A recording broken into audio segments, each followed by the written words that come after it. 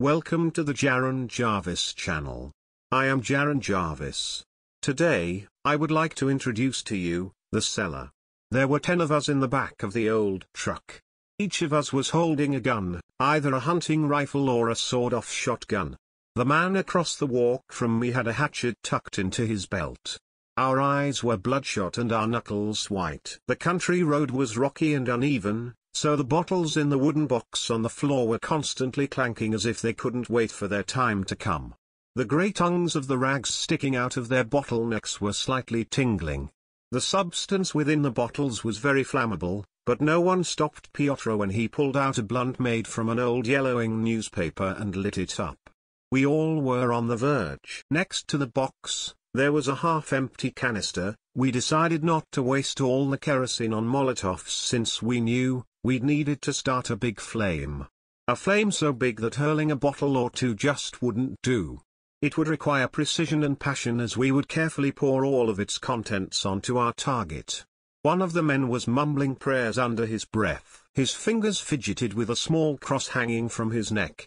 He was asking God to forgive him for what he was about to do. Next to him sat our village's priest, a dual-barreled shotgun resting on his lap. He didn't pray.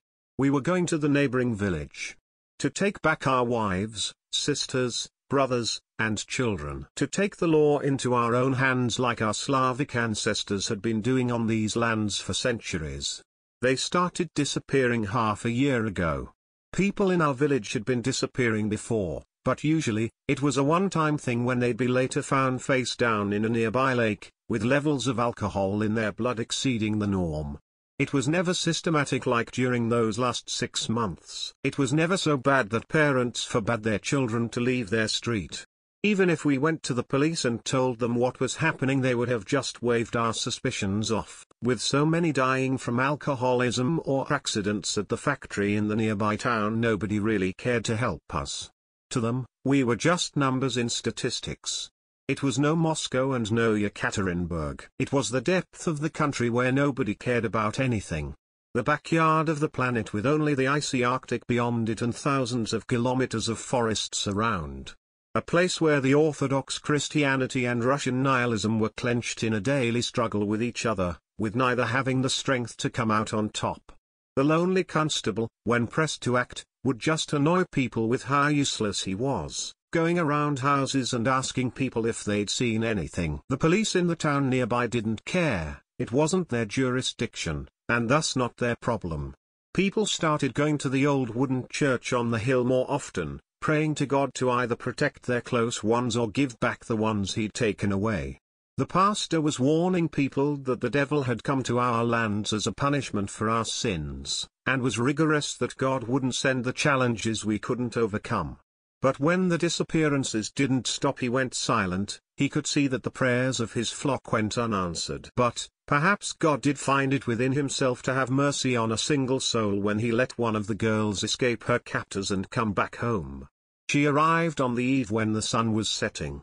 Her dress was torn, exposing her dirty and bruised skin. Her arms were covered in scars where branches of the trees caught on them when she ran by, and her bare feet were a bleeding mess of skin and bone, pulverized by every stone she stepped on.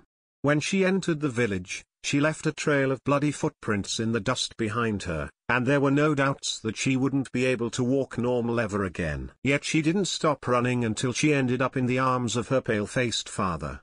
Only then did the dirt and blood on her face give way to 2 streams of crystal tears.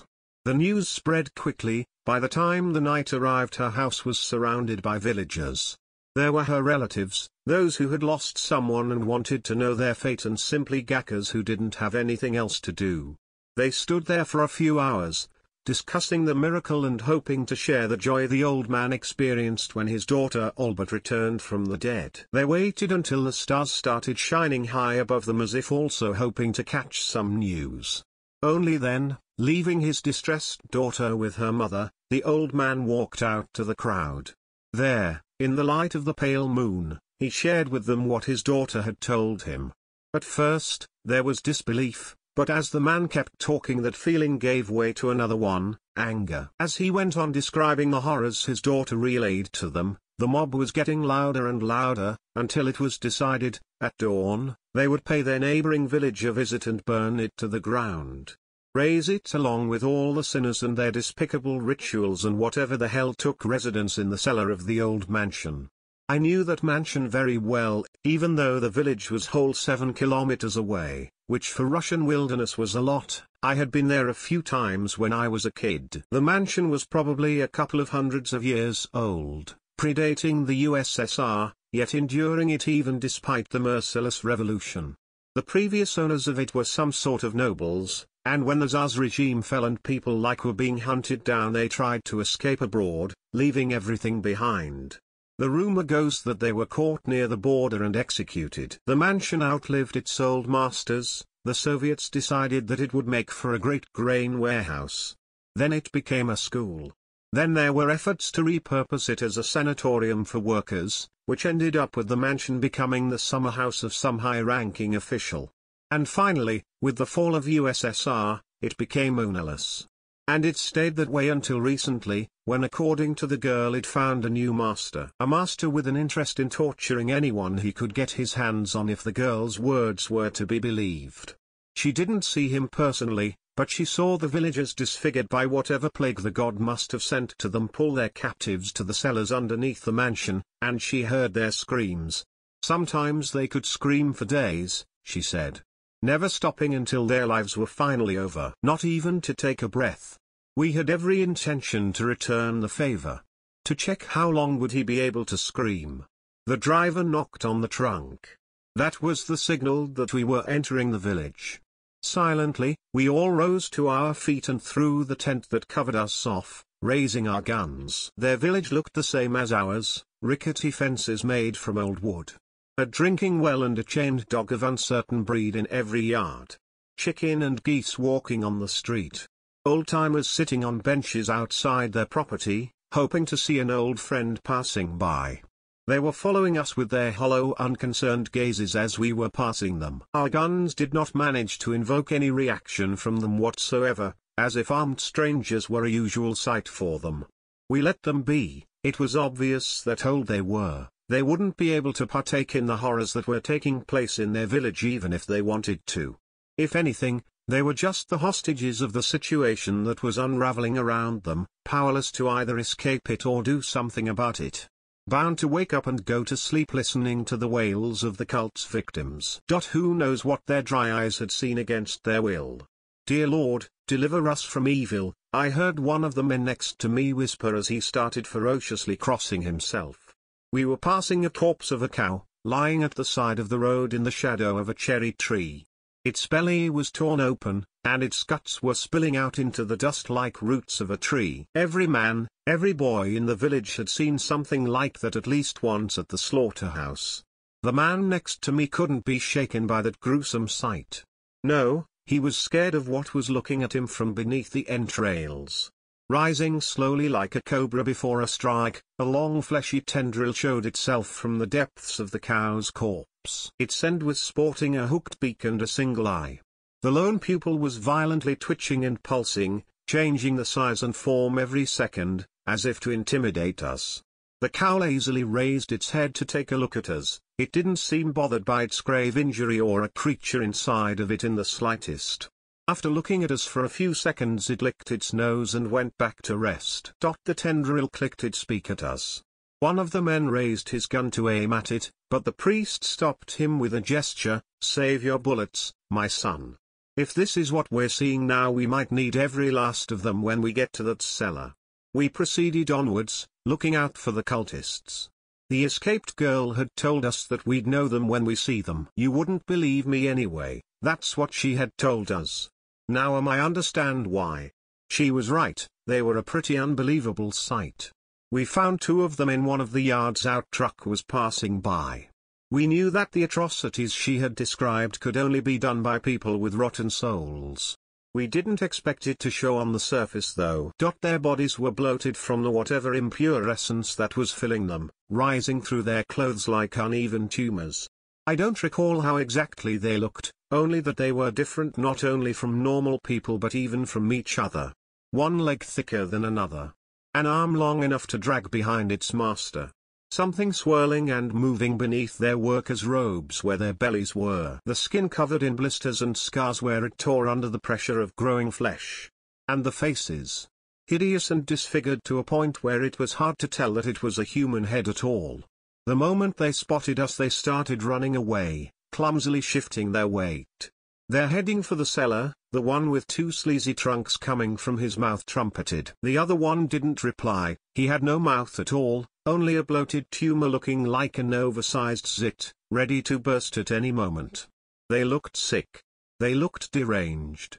I lifted my gun and, after aiming for a moment, shot a piece of his head off. He shuddered and collapsed to the ground. I thanked God under my breath when he didn't stand up. The other one was shot to pieces by other men. We were sure that even if they didn't escape, the noise that we had raised alerted everyone in the village that we were coming. The truck's engine roared and we picked up the pace. More and more people were running, crawling, slithering, creeping, out of their houses. Each carrying a distinctive disfigurement of their own. They were shouting, screaming, hissing, some angry, some genuinely scared. Their twisted voices were getting louder. Heathens. Unworthy. Somebody, alert the guards. They're heading for the temple.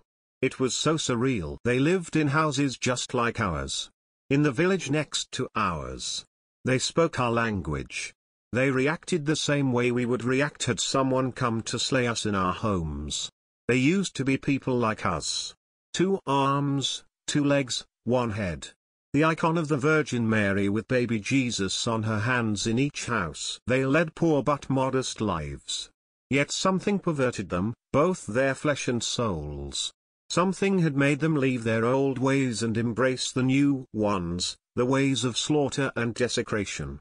The ways that twisted their bodies into these abominations and breathed insanity into their minds.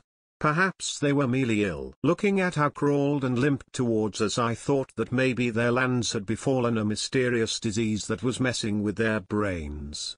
Perhaps their delirium was a result of an intense pain as their bodies were gobbled up by an unsightly sickness. We raised our weapons.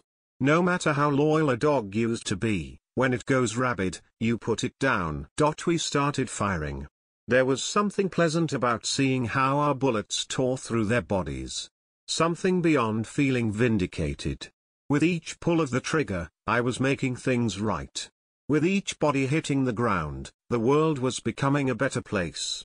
With each burst blood and ichor erupting from their flesh, my doubts were washed away. I was sure the others felt the same way. We came to the village looking for monsters and we found them. It only helped that they looked like ones. Sometimes when they would die, small parts of them would try to escape, crawling out of their mouths or simply tearing through the skin from inside. Sometimes their bodies would gain a second life, twisting into something new. Something within them was trying to survive even as their hosts would fail them. You see those? They are getting away, one of the men exclaimed. What do we do about those things?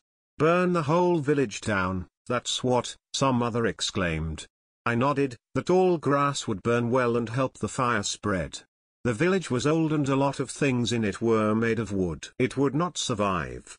I thought about the elderly couple that we had seen before but quickly pushed that thought aside. Buried it to never return to it. The last creature let out a long, deep groan and collapsed into the grass. One of the men picked up a Molotov cocktail from the box and, lighting the rag on fire, threw it into the yard. In a moment, the fire started spreading, the unscythed grass being its medium. The mansion was close, and we could already see its roof. Knowing that we'd most likely face some resistance there, the driver pushed the pedal to the floor. If the fight was unavoidable, the best we could hope for was a blitz strike. We entered the clearing in front of the mansion.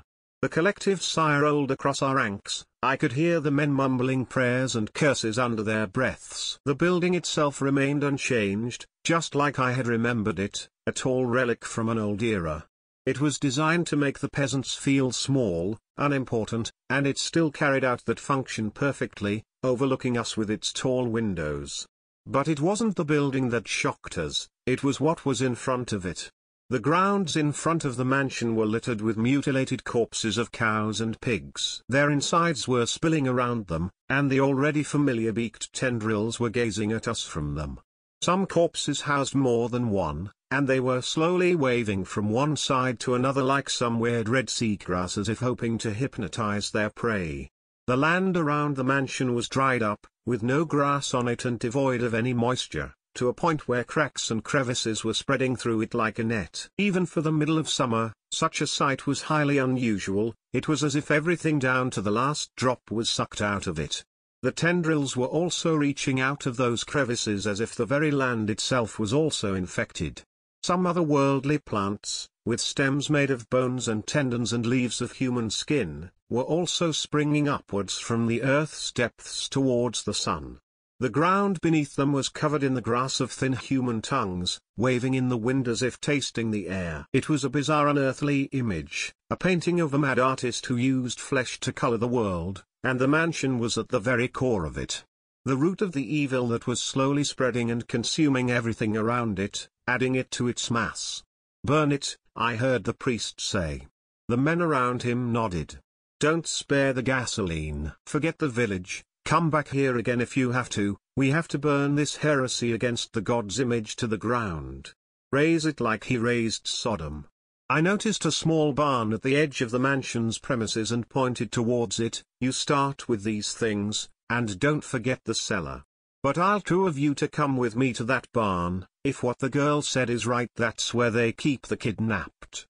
Everyone agreed. Me and two other men headed for the barn while the rest took the canister and the Molotovs and headed in the direction of the mansion.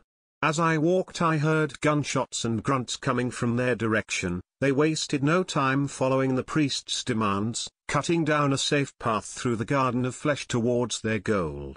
The wooden door, despite being old and rotten, wouldn't open at first, and it was only when the three of us pushed it at the same time that it fell apart, revealing the network of long tendrils covered in ooze and teeth that held it together from the inside. We found only two people inside, a boy and a woman in her 30s, the wife of Stepan, the factory worker. They were both horribly malnourished, and when we barged in they both screamed in fear, covering their heads. It took us some time persuading them to calm down. While I was glad that at least someone survived, I still felt grief gnawing at me. Out of all the people who had been kidnapped, we managed to save only two. I could already hear the wails and cries of the heartbroken linger across our village. Two was better than none, however. I picked up the boy since he didn't have the strength to even stand up and hurried towards the truck. The men had already reached the door to the cellar and were walking inside, their guns ready. A few moments after the first one walked in, I heard gunshots and screams coming from them. Something beneath the mansion was not glad to meet them, and judging by their voices it was far more horrific than anything we had encountered up to that point. One by one, the men were jumping out, panicking and grimacing. The last one to jump out lifted a Molotov above his head and lighting up the rag with a lighter threw it inside. A dreadful choir of pain and agony, the choir of many mouths and one set of lungs, reached us. Writhing from pain, the abomination crawled across the door's threshold onto the daylight. The last guardian of the mansion was a horrific amalgamation of different creatures, something that was using their bodies to mold into a new form. I could see human hands reaching towards the skies in its alien prayers, cow hoofs supporting its weight, pig's snout smelling its prey, and so much more. The organs that had never appeared under the Earth's sun throughout all of its history and that could only be conjured into existence for reasons beyond our grasp. Had it finished its chrysalis, it would make a short work of all of us. As it was just an easy target. We opened fire. It took us a minute of firing and reloading non-stop to finally put it down. It was a heap of flesh, with many sets of organs inside, and with no obvious weak spots. Shooting one of its heads off only made it quieter. And throughout all of our execution, it didn't stop screaming. Not even for a second to draw breath. Realization of what it used to be, rolled over me, but I kept it myself. Those people had suffered enough. I didn't want to let them know that they were the ones who severed their close ones' lives. When I sat the boy down in the back of our truck, I headed towards the entrance to the cellar. Just like everyone else, I had to sate my curiosity. I needed to know what was at the center of all that madness. What was the mysterious master that the villagers prayed to? I expected the cellar to be chilly and damp, but contrary to my expectations, the air there was quite warm, almost hot. In fact, it felt like a breath of someone who was down with a fever. Heading forward, I noticed that a few men were standing in the corridor, not moving, just staring forward. Squeezing through their ranks, I froze in place. It was clear what shocked them so much. The walls of the corridor ended abruptly, and beyond them was only a tunnel of flesh, uneven and constantly moving. Standing in front of it, I realized that the hot air, no doubt warmed up by the heap of flesh in front of us, was moving back and forth. Whatever it was, we were staring down its breathing pipe, and in the shocked silence we heard a rhythmic sound traveling through the ground and up our feet. The beating of a massive heart. Well, of the men finally said, if we make a fire big enough upstairs, the mansion might collapse on it. We burned it down, we made sure of it. It took us 3 days and countless runs to our village for more fuel, but we made sure that not a single visible piece of it remained uncharred. We poured the gasoline down its insides and stuffed it with firewood to make sure that the fire would endure. We made sure to weaken the main walls of the mansion, tearing them down with axes and sledgehammers so that the fire would have less work cutting the whole building down. Only when we were sure that the creature below was finally dead, when we didn't hear its heartbeat anymore, and when all of the tendrils and flesh-like flora outside had withered, did we calm down. The village was next. Just as we had expected, the fire spread quickly. We don't talk about it anymore. We only mention it in our prayers for the souls of those we couldn't save. We didn't pray for those we killed, because we believe that we were doing God's work. Maybe we should have, because now the God's wrath is upon us. I don't know what the other village has done to deserve the Lord's anger, but I know that we had displeased him, and now he's sending the same plague to punish us. The heartbeat. We hear it, louder and louder with each passing day. It's coming from below the ground, and I fear that running away won't help. It's coming for us, but if that's the God's will, then so be it. We will accept our punishment. If it is the God's messenger, then we'll obey. We'll do exactly what it wants us to do.